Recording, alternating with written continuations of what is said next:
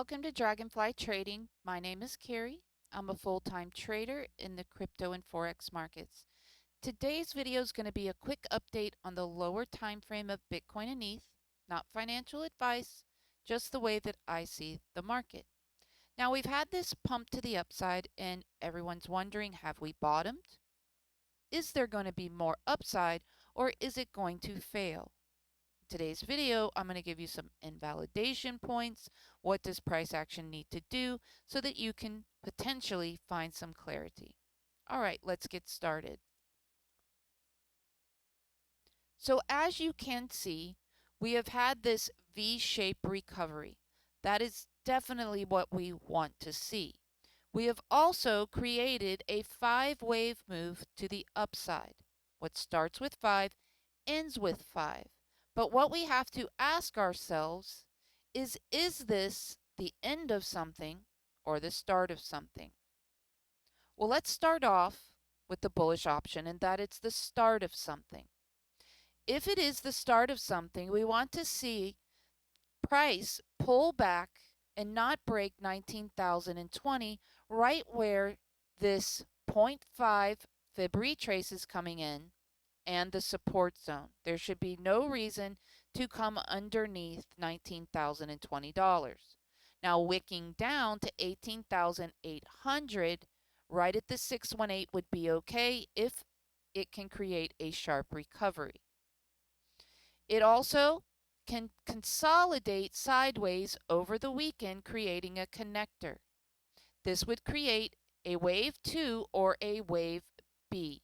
Holding above this support would be a very good thing for Bitcoin. It would pop to the upside in either a C wave that gets stuck in the resistance, or it's going to push through for a third, fourth, and a fifth, making this a much higher wave for a potential C wave. The C wave would be coming from back here in an A, B, C.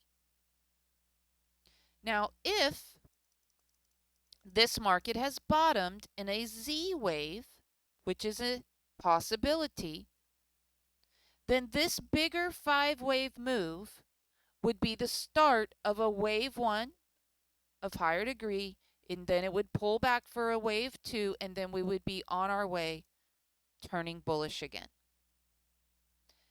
I'm not particularly leaning that the market is bottomed, but it could be a potential bottom and that a big bear market rally is coming.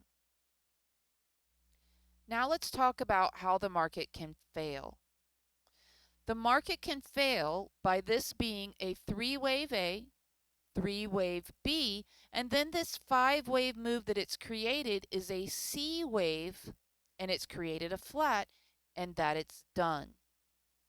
We will talk about the internal structure on this pullback when we get down to the lower time frame. Let's take a look at the lower time frame in this pullback. So far, the pullback can be a flat correction. Either it is going to hold exactly where it is and recover, or it's going to come down to the 0.5 at 1920, or wick down to the 618 at 1806. 1806 is the max price level that we would want to see it come down to, because coming underneath this support that we have pushed through would then return to resistance, and underneath here is nothing but insufficiency, and it would run the risk of failure. So it needs to hold on support and either pivot sharply to the upside or consolidate, making a bigger connector. 3, 3, and then 3 or 5, making a bigger bullish connector over the weekend, staying above support. Okay, let's take a look at ETH and let's talk about the bullish option first. The bullish option is that ETH has come down and made a B wave or a wave 2. That this bounce to the upside is going to be a wave 1, 2, 3, 4, 5. Then it will pull back for a wave 2 or B wave, taking it much higher for a bear market rally or potential bottom. Again, I'm not particularly leaning that we've bottomed, but we could potentially have a big bear market rally. It can also create this 5-wave move as a C wave, getting as high as 1707. It would still make the 5-wave move for the C wave. Let's talk about the bear option because there always is one. The bear option is that it created 3 waves to the upside, 3 waves to the downside for a B wave, and now this 5-wave move is potentially done or has one more hit to the high, reaching the 1-to-1 extension for a C wave that cannot get through resistance, which would lead to a rollover, to deeper price action. Let's take a look at the lower time frame. We don't want ETH to break the 1263 area where the 0.5 retrace is sitting. Coming down to the 618 at 1246, it runs high risk of failure because of this insufficient area.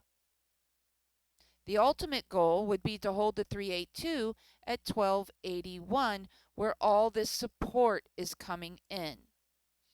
Either consolidate sideways, creating a B wave or a wave 2, and then pushing to the upside for that bigger C wave or bigger impulse wave.